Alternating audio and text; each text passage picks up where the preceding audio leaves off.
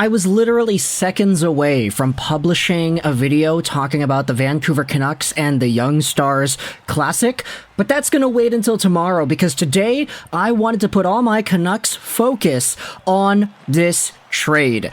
The Vancouver Canucks have announced that they have acquired goalie Casey DeSmith from the Montreal Canadiens in exchange for Tanner Pearson and a third-round pick in 2025. This is a 1-for-2 type of deal, and according to Frank Saravalli, there is no salary retained. Now, the immediate Vancouver perspective as to this trade is quite interesting. And I'm going to go over both perspectives here because I think most of y'all know Canucks, my first favorite team. I live here in Vancouver. I grew up for half my life cheering for the Canucks. Montreal, second favorite team. Really came into loving their squad in around 2017-18-ish. And we've been making a lot of videos. So we got a lot of Canucks fans. We got a lot of Habs fans. And the immediate Canucks perception on this trade seemed to have been, oh my gosh, Patrick Allvin is doing it again. The Canucks are trading away draft capital to get rid of guys. They traded away a third-round pick to get rid of Tanner Pearson. What's Patrick Allvin doing? What's Jim Benning doing? Thank you, Jim, for screwing us up with all these wingers. The Canucks had so much time to free themselves up of all the winger spots that are gonna need guys. And now they waited until the middle of September, and they have to give up a third-round pick to do it. Oh, the sky is falling. It's Chicken Little up in here. But I do think there's a little bit more nuance than that. I do think that this trade is honestly not terrible from a Vancouver Canucks perspective, and here's why. Firstly, it was already revealed via Elliot Friedman and a few other insiders that the Canucks were trying to trade away Tanner Pearson. His name by name was mentioned. By the way, I did meet Tanner Pearson earlier this summer at the Richmond-Troy Stetcher thing that was going on, so it was nice to actually meet the guy and take a picture with him. He was very nice, by the way. Very cool, team-friendly, kind of community-friendly oriented guy. He was always going out there and say hi to the kids, give autographs, etc. So Tanner Pearson's a good dude. It's just we didn't really expect Pearson to be as available to the Canucks as he ended up being. He was injured for a good chunk of the year. He's making $3.25 million a year till the end of this upcoming season, and with the Vancouver Canucks trying to free up some money because they weren't too sure if they would need to send somebody down or whatever, this is the move they decided to make. Free up the cap space, trade away $3.25 million against the cap this season, and it cost you a third-round pick to do it. Now, the Canucks have traded away a few picks for players in the now, in the past, but what they're doing here with Casey DeSmith is actually getting a very legit backup. This trade kind of signals what exactly the Canucks feel in regards to having Demko and Martin as the 1-2. We all remember how Thatcher Demko played last season. He was hurt, so it was difficult to really get a full grasp as to what he was capable of. But when Demko was on, which we're projecting him to be able to be for this upcoming season, he is great. Martin, on the other hand, had a few bad stints in there, and you could totally understand if some Canucks fans and the management themselves are kind of waning on the belief that Martin could be a solidified 30 games a year NHL backup. Casey DeSmith, on the other hand, had himself a pretty good campaign with the Pittsburgh Penguins. .916 save percentage in 18-19, .914 save percentage in 21-22. So even as recently as 2 seasons ago, Casey DeSmith was being all right. Last season, he had a .905 save percentage in 38 games played. The Penguins were not that great this past season, so you could understand why the numbers declined there.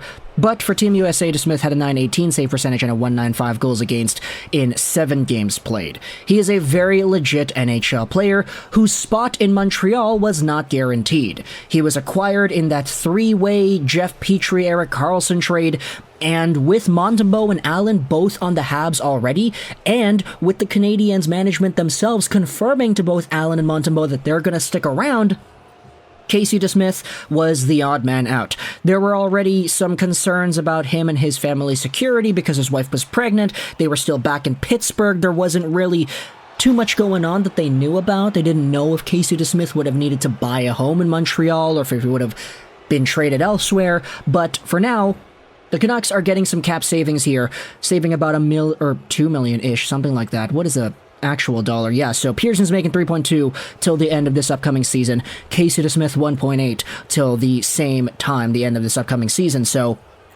that is about $1.4 million of salary cap space the Canucks are getting, but they're also getting a legit backup to play behind Demko. This is a huge upgrade on Spencer Martin, and the Canucks not really having all too much security nor faith in Martin makes this an appropriate acquisition. If you thought about it like this, if you thought about the trade, let's remove Tanner Pearson for a second, just say it's a third-round pick for DeSmith, that's honestly not terrible. Like, sure, the Canucks don't have too many amazing prospects. I know we have the video just kind of in the pipeline here talking about the prospects at the Young Stars Classic, but realistically, 2025 third-round pick is not going to make an impact or not going to be a significant prospect in the Canucks organization till around 2027, 2028, and by that time, I mean, Quinn Hughes' contract would have expired, Elias Pettersson, we would have already known the future of him.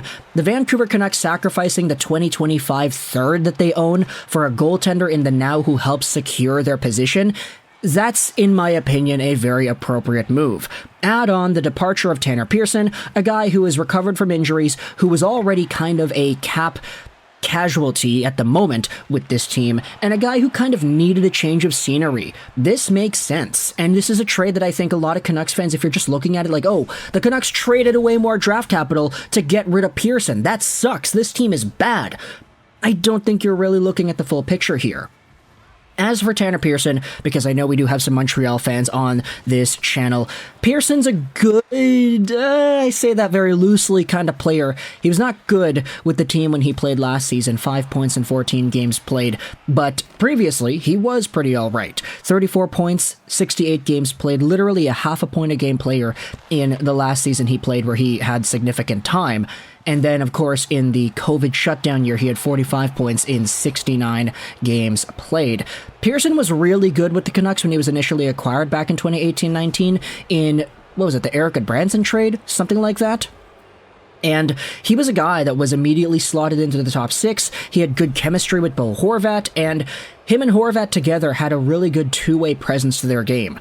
Tanner Pearson was not an immediate blitzful, like, over-the-top, only offensive guy for Vancouver. He was a really solid two-way defensive presence. He played along the boards, he could win puck battles, but as time went on in Vancouver, you started to see his foot speed start to decline too, and this really culminated in 22-23 when he only played 14 games and he had the hand injury which sidelined him for the rest of the year.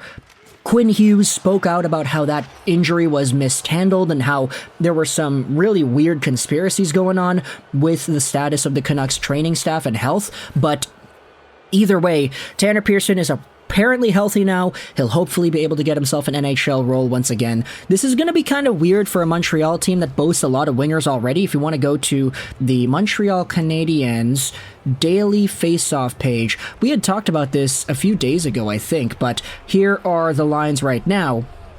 You're going to have one of these wingers knocked off, and any of these guys I feel isn't really appropriate to being in that position. I mean, I like Harvey Pinard, I like Slafkovsky, Newhook, Doc, top 6 centers that are just playing in the wing right now. Dvorak might be on his way out, who really knows? But I don't know, if it's Yoel Armia or something, I don't know how Canadiens fans are going to feel about that. I don't see the Habs taking out Brendan Gallagher or Josh Anderson for Tanner Pearson.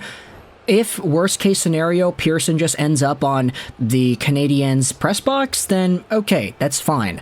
The Canadiens also apparently have enough cap space to make this work with Tanner Pearson's contract on the books, and they don't need to put Carey Price on the LTIR. There was somebody that tweeted that out a few minutes after the trade was made. But either way, Tanner Pearson's a guy who kind of does need a change of scenery. The Canadiens did a really good job in helping Sean Monahan get back up to form. If Tanner Pearson does the same thing, I honestly won't be all too salty about it. Like, he was a cap casualty for the Canucks. The context of this situation did not spell good things for his status within the team, so giving him a fresh start, and the Canucks getting a quality backup in return while also paying a third-round pick in the process, I don't think that's the worst thing in the world. This trade is fine. Let me know your thoughts in the comment section below. How do you feel about the Canucks trading away Tanner Pearson for Casey DeSmith, and of course the third-round pick in there as well? If you're a Habs fan, what are your thoughts about this trade? Let me know your thoughts in the comment section below. I hope you enjoyed this video. And bye.